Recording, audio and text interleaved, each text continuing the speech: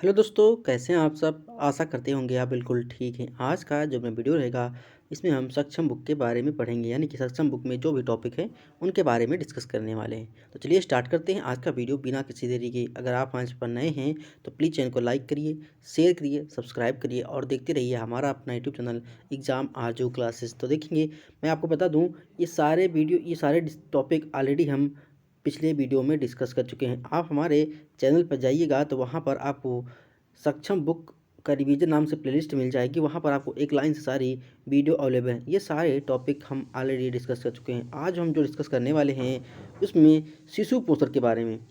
जो मैं शिशु पोषण की संबंधित कुछ आवश्यक बातें हैं शिशु पोषण से लेकर, उनके बारे में हम डिस्कस करने वाले हैं इन वीडियो में। तो चलिए स्टार्ट करते हैं आज का वीडियो। आपकी स्क्रीन पे दिख रहा है शिशु पोषण। क्या दिख रहा है? शिशु पोषण। शिशु एवं बाल पोषण कुछ आवश्यक बातें देखेंगे कौन कौन सी बातें होती हैं जो आवश्यक होती हैं। शिशु के प्रथम 5 वर्ष के बच्चे के लिए अत्यंत महत्वपूर्ण होते हैं। जीवन के प्रथम 5 वर्ष एक बच्चे के लिए बहुत ही महत्वपूर्ण होते हैं, क्योंकि जीवन के जो 5 साल होते हैं, इसमें अगर आप बच्चे का सही से ध्यान रख लेंगे तो आजीवन उसकी मतलब पूरे साल यानी पूरी ज़िंदगी भर उसकी कोई भी दिक्कत नहीं होने वाली है। मान लो अगर बच्चा शुरुआत में ही कुपोषण हो गया तो ज़िंदगी में मतलब उसकी जितनी भी लाइफ आगे जाएगी वो बच्चा बीमार रहेगा, किसी न किसी रोग से संक्रमित रहेगा। अगर बच्चे की नींव ही खराब होगी तो आगे उसकी लाइफ भी सही से नहीं चलने वाली। इनके भी पहले 2 वर्षों के दौरान शिशु का शारीरिक व मानसिक विकास तीव्र गति से होता है। जीवन के जो पहले 2 वर्ष होते हैं, इसमें बच्चे का शारीरिक और मानसिक बहुत ही तेज़ी से विकास देखने को मिलता है। इसलिए इस समय की महत्ता बच्चों के लिए अधिक आवश्यक होती है। इस आयु में स्वास्थ्य में पोषण व नींव जीवन भर बच्चे के साथ देती है। अच्छे स्वास्थ्य व पोषण का संबंध केवल भोजन से नहीं होता। जन्म के पश्चात देखभाल, आयु के अनुसार टीकाकरण, बढ़ती आयु के साथ मात्रा व गुणवत्ता युक्त भोजन देना, यानी कि ये नहीं है कि पोषण ही सब कुछ है। भाई उसका टीकाकरण होना चाहिए। कोई अगर उसको आप भोजन दे रहे हैं तो उसमें पोषक तत्वों की जो गुणवत्ता होनी चाहिए वो अधिक होनी चाहिए। ठीक है, ऐसी चीज़ें हैं जो बच्चे के शारीरिक विकास में सहायक होती हैं, उन चीज़ों को हम इंक्लूड करेंगे। संक्रमण से बचाव, साफ सफाई तथा बीमारी के दौरान उचित देखभाल करना वर्तमान और भविष्य के स्वास्थ्य पोषण के महत्वपूर्ण स्तंभ हैं। इसलिए आवश्यक है कि बच्चे के माता पिता को देखभाल करने हेतु सक्षम बनाया जा सके। यानी कि सारी चीज़ें बताई गई हैं, आप समझ सकते हैं। देखो यहाँ पर क्या है, ये ये मदर है, यहाँ पर मतलब मास्क वगैरह सब लगा के बैठी हैं। ठीक है, देखिए कितना अच्छा है। यहाँ बच्चे को क्या है, खाना खिलाया जा रहा है। नेक्स्ट बात करेंगे, परिवार के साथ किए गए प्रत्येक संपर्क को सार्थक परिणाम में परिवर्तित करते हैं। तो बच्चे की आरंभिक अवस्था विकास के चरणों का समझना अत्यंत आवश्यक है। यानी कि जो प्रारंभिक चरण है उनको समझना आवश्यक है। यह समझ परिवार को दिए जा रहे परामर्श, देखो आपको थ्योरी में पढ़ा रहे हैं, केवल आप समझिए। ठीक है, इसको छापने की ज़रूरत नहीं है। जो क्वेश्चन बनता है कि एग्जाम में जैसे थ्योरी से क्वेश्चन बनता है तो मैं उस हिसाब से बताऊंगा कि एग्जाम में ऐसे क्वेश्चन आता, तो आप अगर लगता है कि आपको हाँ इंपॉर्टेंट है, आपको पता नहीं है, तभी उसको लिखिएगा। अगर आपको पता है तो उसको छोड़ दीजिए। बिल्कुल शॉर्ट और सटीक नोट बनाना है, हैवी और लेंथी नोट नहीं बनाना है। ठीक है, बिल्कुल सही नोट बनाना है, एकदम छोटे छोटे नोट। महत्वपूर्ण भूमिका निभाती है। स्वस्थ एवं पोषण जागरूकता लाने हेतु आवश्यक की जानकारी बार बार दी जाए, कम अंतराल पर दी जाए और व्यवहार संबंधी एक प्रकार की हों, तभी जानकारी व्यवहार में परिवर्तित होती है। परिवार के संयुक्त प्रयासों के द्वारा ही शिशु की देखभाल हो सकती है। संयुक्त संयुक्त मतलब क्या है? संयुक्त प्रयास में सबको टीकाकरण भी आएगा, भोजन भी आएगा। अगर कोई बीमारी से बच्चा पीड़ित हो गया है तो उसकी दवा इलाज का भी क्या होगा, उसमें संयुक्त होगा, उसमें शामिल होगा। ये सारी चीज़ें इंक्लूड होती हैं। माँ व परिवार को आश्वस्त करना चाहिए कि बच्चे का खान पान, विकास और वृद्धि की निगरानी घर पर ही की जाती है। कहाँ? घर पर ही की जाती है। ऐसी चीज़ें होनी चाहिए। नेक्स्ट बात करेंगे, कुछ परिभाषाएँ। भाई देखो क्या है परिभाषाएँ। पोषण और स्वास्थ्य एक दूसरे से जुड़े हुए हैं, इसलिए कुछ टर्म की जानकारी होना आवश्यक है, जिससे हम उनको समझते हुए अपने स्वयं के कार्य को जोड़ सकें। नवजात शिशु, जन्म से 28 दिन तक की आयु का शिशु, यदि किसी कारणवश इस अवस्था में मृत्यु हो जाती है तो उसे हम क्या बोलते हैं? अगर देखो बच्चा अगर जन्म लिया है तो 28 दिन तक जो उसकी आयु होती है उसे हम नवजात शिशु बोलते हैं। और इस दौरान अगर बच्चे की डेथ हो जाती है तो उसे हम बोलते हैं, शिशु की मृत्यु हो गई तो उसे हम न्यूनेंटल मोर्टिलिटी बोलते हैं, यानी कि शिशु मृत्यु दर बोलते हैं। ऐसा आप याद रखिएगा। नेक्स्ट हमारा है शिशु। शिशु में कहा था 1 वर्ष तक की आयु का जो बच्चा होता है उसे हम शिशु बोलते हैं। 28 दिन की जो आयु होती है उसे हम नवजात शिशु बोलते हैं। 1 वर्ष तक का जो बच्चा होता है उसे हम शिशु बोलते हैं। और यदि कारणवश इस वर्ष में शिशु की मृत्यु हो जाए तो उसे हम इन्फेंट मोर्टेलिटी बोलते हैं, इनकी शिशु मृत्यु दर बोलते हैं। क्या बोलते हैं? शिशु मृत्यु दर बोलते हैं। नेक्स्ट क्या है? चाइल्ड यानी कि बाल। उपरोक्त में से दोनों आयु वर्ग समाहित हैं, यानी कि ये दोनों वर्ग समाहित हैं। समानता यह वर्ष 5 वर्ष तक की आयु के छोटे बच्चों के स्वास्थ्य व पोषण पर स्तर को इंगित करने के लिए प्रयोग किए जाते हैं। 5 वर्ष से कम आयु में होने वाली मृत्यु को चाइल्ड मोर्टेलिटी कहते हैं, यानी कि बच्चा अगर 4-5 साल का हो गया है, उस दौरान अगर उसकी डेथ हो जाती है, एक्सपायर हो जाता है, तो जो होगा वो हम बोलतेंगे चाइल्ड मोर्टेलिटी, बाल मृत्यु दर बोलेंगे। क्या बोलेंगे? बाल मृत्यु दर। तो ये तीनों याद रखिएगा कि नवजात क्या होता है, शिशु क्या होता है और बाल क्या होता है। नवजात 28 दिन तक, शिशु 1 साल तक और बाल जो होता है 5 वर्ष तक होता है। तो ये हमारा होता है बाल, शिशु और नवजात में डिफरेंस एज के हिसाब से, तो इसको याद रखिएगा। नेक्स्ट बात करेंगे बाल्यावस्था में वजन में वृद्धि कैसी होती है। सामान्यतः ये बच्चे को कपड़े छोटे हो जाते हैं तो वह प्रसन्नचित्त दिखता है और खाता पीता ठीक से है तो माता पिता को समझ में आ जाता है कि बच्चे की सही दिशा में बढ़ रहे हैं, यानी कि बच्चे का जो विकास है वो सही दिशा में हो रहा है, चौमुखी विकास हो रहा है। एक आंगनबाड़ी कार्यकर्त्री को इन संकेतकों को आगे भी से आगे जाते हुए देखना है कि बच्चे का विकास सही दिशा में हो रहा है अथवा नहीं हो रहा है। यानी आंगनबाड़ी कार्यकर्ता का है जो बच्चे की जांच करे और देखे कि उसका जो विकास है वो सही से हो रहा है कि नहीं हो रहा है। अगर सही से हो रहा है तो कौन सी दिशा में हो रहा है, कोई दिक्कत तो नहीं है, कोई प्रॉब्लम तो नहीं है। ये सारी जिम्मेदारी जो होती है वो आंगनबाड़ी कार्यकर्ता या सहायिका की होती है। ठीक है, ये सभी को आपको जानना होगा। बच्चे के आरंभिक वर्षों में सही बढ़त जानने के लिए उसके वजन के साथ साथ उसकी लंबाई जानना आवश्यक है, यानी कि बच्चे का वजन बढ़ रहा है साथ ही साथ उसकी हाइट भी बढ़ रही है, तो वहाँ पर आंगनबाड़ी केंद्र में हाइट को नापने वाला एक मीटर लगा होता है। ठीक है, वहाँ पर बच्चे को, अगर छोटा बच्चा है तो उसको लेटा कर नापते हैं, अगर बड़ा बच्चा होता है उससे स्टैंड यानी कि खड़ा करके नापते हैं। ऐसी चीज़ें देखने को मिलेंगी। नेक्स्ट है जन्म के समय शिशु का वजन लगभग 300। ये क्वेश्चन आप लिख लीजिए। एक बार क्वेश्चन देखने को मिला था कि बच्चा जब जन्म लेता है तो वहाँ पर उसका औसत वजन कितना होता है। ये क्वेश्चन लिखिए आप, तो वहाँ पर लगभग 3.2 से लेकर 3.3 किलोग्राम तक होना, यानी कि 3200 से लेकर 3300 ग्राम तक होता है। ये एक बार क्वेश्चन पूछा गया है, इसको आप लिख लीजिए। और ये भी क्वेश्चन पूछा गया है कि बच्चे की जन्म के दौरान उसकी लंबाई कितनी होती है, तो उसकी लंबाई कितनी होती है? उसकी लंबाई 49 से 50 सेंटीमीटर तक होती है। कितनी होती है? 49 से 50 सेंटीमीटर तक होती है। इसको भी आप लिख लीजिएगा। प्राय सभी नवजात शिशुओं का जन्म के बाद पहले 2 दिन तक वजन कम होता है। शिशु या खोया वजन जन्म के सप्ताह के अंदर पुनः प्राप्त कर लेता है। इसके बाद उनका भार 30 से 40 ग्राम प्रतिदिन से बढ़ता है, ग्राम की दर से बढ़ता है। नीचे दी गई सारणी में औसत वृद्धि दिखाई गई है। देखो औसत वृद्धि क्या है। वजन में औसत वृद्धि बच्चा जब जन्म लेता है तो 1.1 से 2 किलोग्राम वृद्धि की बात की गई साहब, वृद्धि की बात की गई। यहाँ पे वृद्धि देखिएगा। अगर बच्चा 3 से 4 माह का हो जाता है तो उसमें 600 ग्राम प्रति माह के हिसाब से बढ़ता है, यानी कि बच्चा 1 माह में 600 ग्राम बढ़ जाएगा। जब बच्चा क्या है, जन्म से लेकर 3 वर्ष की बात की गई है भाई साहब।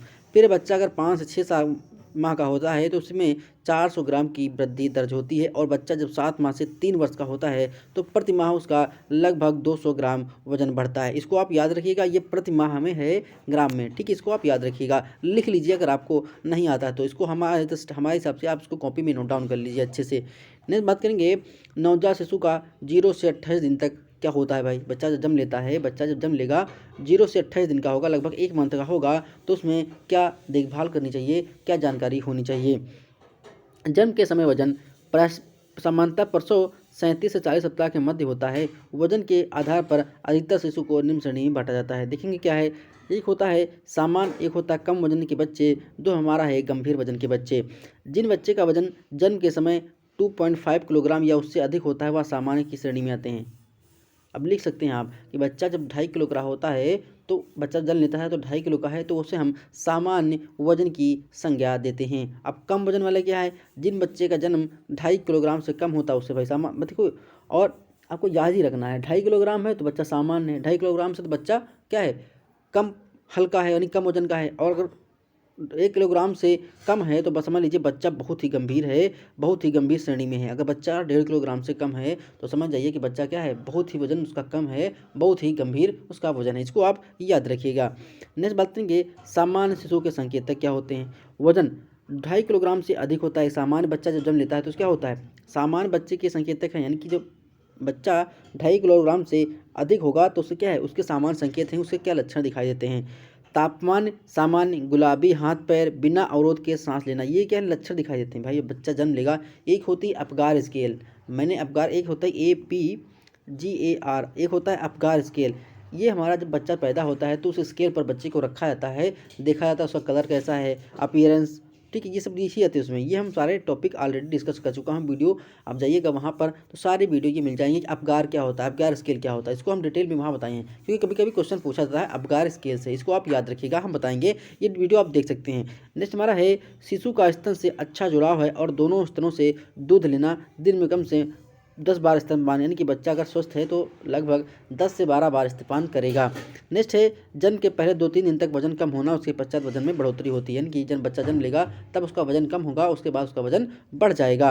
हाथों पैरों की सक्रियता से मिलना डुलना, यानी कि बच्चे में एक्टिविटी ज़्यादा देखने को मिलेगी, बच्चा एक्टिव ज़्यादा होगा।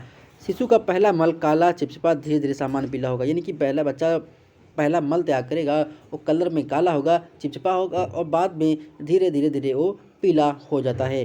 नेक्स्ट बात करेंगे 6 से 7 बार या अधिक बार पेशाब करना, कि बच्चा दिन में 6-7 बार पेशाब करेगा, यानी कि यूरिन बाहर करेगा। ये होते हैं हमारे सामान्य शिशु के संकेतक, यानी कि जब बच्चा 2.5 किलोग्राम से अधिक है। नेक्स्ट बात करेंगे जन्म के समय देखभाल। नवजात शिशु को अत्यधिक देखभाल की आवश्यकता होती है। जन्म के समय यह ध्यान देना आवश्यक है कि शिशु का गर्भ समय पूरा होने के बाद जन्मा है या उससे पहले, यानी कि आपको ध्यान देना होगा कि बच्चे का अगर जन्म हुआ है तो वो समय से पहले हुआ है या समय के बराबर हुआ है, यानी कहने का मतलब है बच्चा 9 मंथ में पैदा हुआ है या बच्चा 7 या 8 मंथ में पैदा हुआ है, यानी कि प्री मेच्योर बेबी है या मेच्योर बेबी है, ये आपको ध्यान रखना होगा। जन्म के बाद शिशु को सुखाए, प्रसव के तत्काल बाद नवजात शिशु को एक नरम गीले कपड़े से पोंछें और उसके शरीर और सिर को नरम सूखे कपड़े से सुखाएं।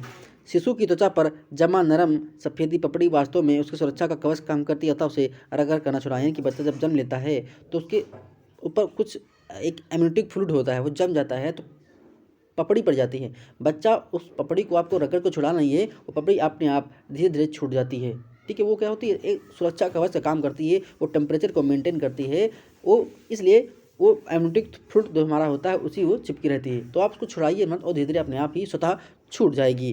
नेक्स्ट बात करेंगे स्किन टू स्किन कंटेक्ट, यानी कि स्किन टू स्किन, यानी कि स्किन टू स्किन कंटेक्ट करने मतलब ये है, अब हम बात करेंगे कि स्किन टू स्किन कांटेक्ट क्या होता है। स्किन टू स्किन कांटेक्ट कहने का मतलब है कि बच्चा अगर माँ के सीने से लगा है तो बच्चे की स्किन और मदर की स्किन क्या होती है, टच में रहती है, तो स्किन टू स्किन कांटेक्ट रहता है। इसमें क्या होता है देखेंगे, शिशु को माता के सीने और पेट से चिपका कर रखें ताकि माँ के शरीर की गर्माहट बच्चे को मिल सके, यानी कि बच्चा स्तनपान कर रहा है उस दौरान बच्चा भी माँ के शरीर से चिपटा रहता है, स्किन के कांटेक्ट में रहता है, तो माँ का टेम्परेचर और बच्चे का टेम्परेचर हमेशा मेंटेन रहता है। ये आपने देखा होगा जब महिला का प्रसव होता है उस दौरान जब बच्चे का प्रसव हो जाता है उसके बाद तुरंत जस्ट पश्चात बच्चे को माँ के सीने पर रख दिया जाता है, इसलिए क्योंकि बच्चे का जो स्किन है वो माँ के स्किन के कांटेक्ट में रहे और बच्चे का क्या है टेम्परेचर भी मेंटेन रहे। तो एक बार क्वेश्चन ये एग्जाम में पूछा गया था कि जहाँ पर महिला का प्रसव हो रहा है वहाँ पर टेम्परेचर कितना होना चाहिए, तो वहाँ पर टेम्परेचर आपका जानते हो कितना होना चाहिए, वहाँ पर टेम्परेचर 25 से लेकर 26 डिग्री सेल्सियस होनी चाहिए, यानी कि रूम टेम्परेचर के बराबर होना चाहिए, कितना 25 से लेकर 26 डिग्री सेल्सियस तक होना चाहिए जहाँ महिला का प्रसव होना है, तो बिल्कुल रूम टेम्परेचर के बराबर होना चाहिए, यानी कि कम ज़्यादा नहीं होना चाहिए। ये सारी जानकारी कभी कभी एग्जाम में देखने को मिलती हैं। अब देखेंगे क्या है, इस तकनीकों को कंगारू मदर केयर बोलते हैं, KMC बोलते हैं। इसका भी मैं एक शॉर्ट वीडियो बना चुका हूं, आप हमारे चैनल पर जाइएगा, वहां पर इम्पॉर्टेंट फैक्ट्स नाम से सारी वीडियो पड़ी हैं, 1 से लेकर लगभग 45-50 क्लासें होंगी, उसमें सारी हम वीडियो को डिस्कस कर चुके हैं। बिल्कुल आसानी भाषा में है, ज़्यादा लंबी वीडियो नहीं है, बस 5-6-7-8 मिनट की रहनी है, उनको आप देख लीजिएगा तो आपके एग्जाम में क्वेश्चन जरूर बनेगा। ठीक, कंगारू मदर होता क्या है, आपने देखा होगा ऑस्ट्रेलिया का जो राष्ट्रीय पशु है कंगारू, उसके नीचे थैली लगी होती है और बच्चा उसी में थैली में रहता है, उसी में थैली में रहता है, वो प्री मेच्योर बेबी होता है, धीरे धीरे वो मेच्योरिटी हो जाता है और बाहर आ जाता है, वही हमारी कंगारू मदर की होती है।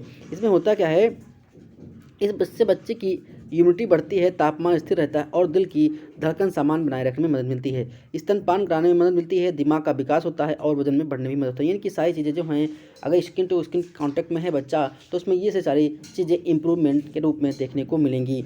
नेक्स्ट बात करें कि शिशु का वजन लें और यह निर्धारित करें कि शिशु सामान्य या कम वजन का तो नहीं है। शिशु का वजन लेना है, बच्चे के शिशु का वजन लेना है कि बच्चा अगर शिशु वजन है तो आप ऑब्जर्व करें कि आपका बच्चा अगर जन्म लिया है तो वो कम वजन का है, सामान्य या बहुत ही गंभीर वजन में है, ये आपको आकलन करना है। नेक्स्ट बात करेंगे स्तनपान की। शिशु के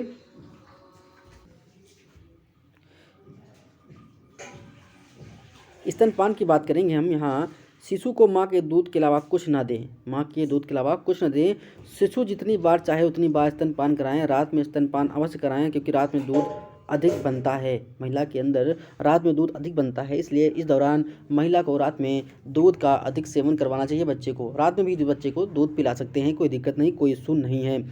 शिशु का सिर और शरीर और पैर ढककर रखें। मौसम के अनुसार शिशु को सूती ऊनी कपड़ों की कई तरहों में लपेट के रखें। सिर और पैर अवश्य टोपी व मोजों से कवर रखें। कमरा इतना गर्म हो कि सामान्य व्यक्ति को उसमें गर्मी महसूस हो। कमरे में तेज हवा का आवागमन न रोकें। शिशु के नाक व मुंह को खुला रखें जिससे सांस लेने में कोई कठिनाई हो। यानी कि जाड़े का सीजन अगर चल रहा है तो बच्चे को पर्याप्त मात्रा में मोजे और सब ये क्या है ढक कर रखना है, बच्चे का देखभाल रखना है। इसमें आप लोग को बताने की जरूरत नहीं है क्योंकि ये सभी आप लोग को पता है।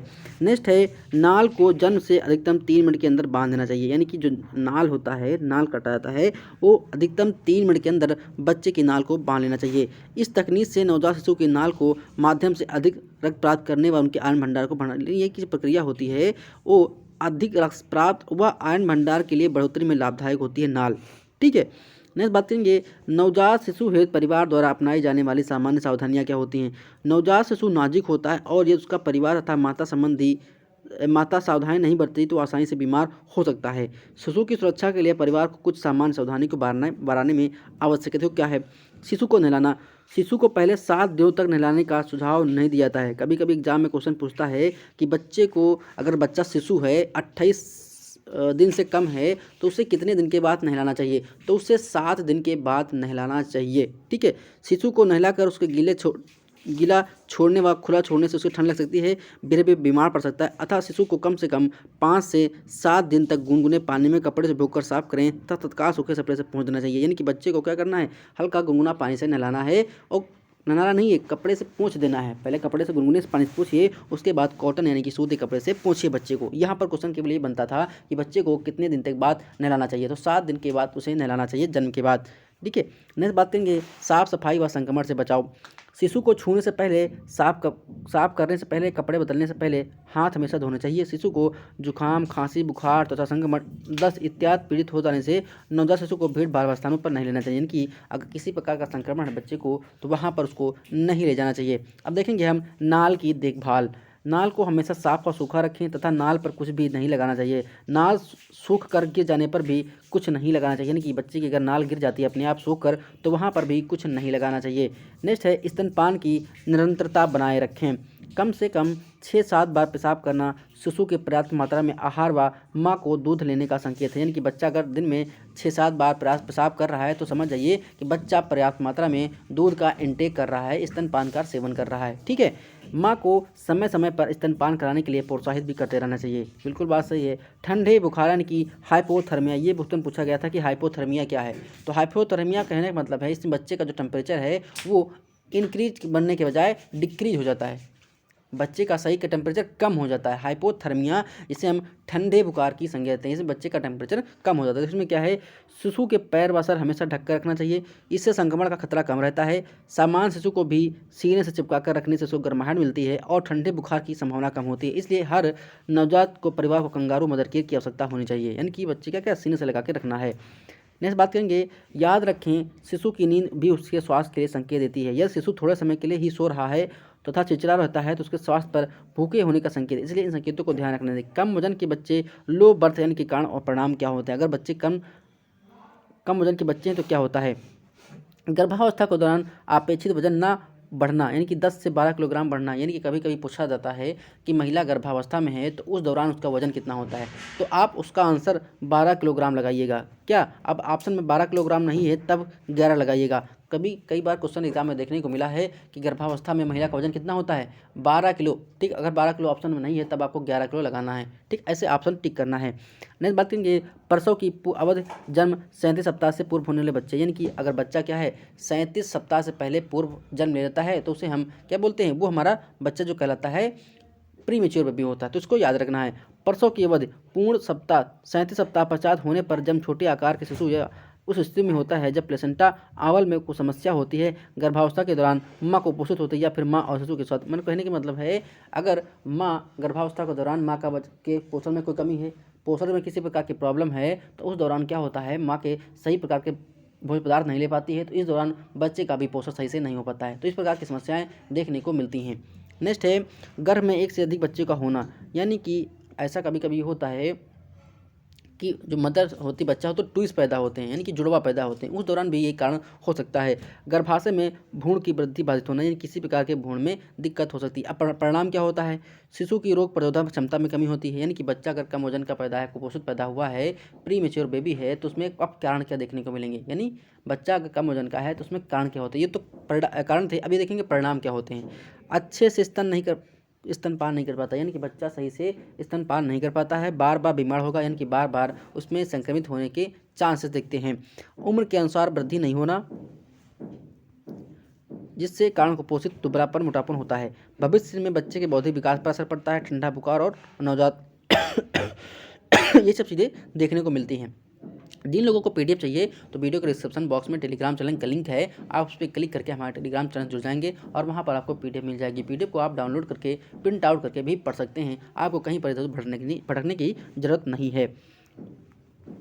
नेक्स्ट बात करेंगे कम वजन वाले शिशुओं को आगे चलकर कुपोषण की श्रेणी में जाने की संभावना वजन के शिशुओं की अपेक्षा अधिक होती है। कम वजन वाले शिशुओं की देखभाल, इन्हें गर्म रखना चाहिए, अत्यंत आवश्यक है, क्योंकि पहले पैदा होने के कारण इन बच्चों की रोग प्रतिरोधक क्षमता अन्य बच्चों की तुलना में कम होती है, यानी कि जो बच्चे समय से पहले पैदा होते हैं उनमें रोग प्रतिरोधक क्षमता अन्य बच्चों की अपेक्षा कम होती है।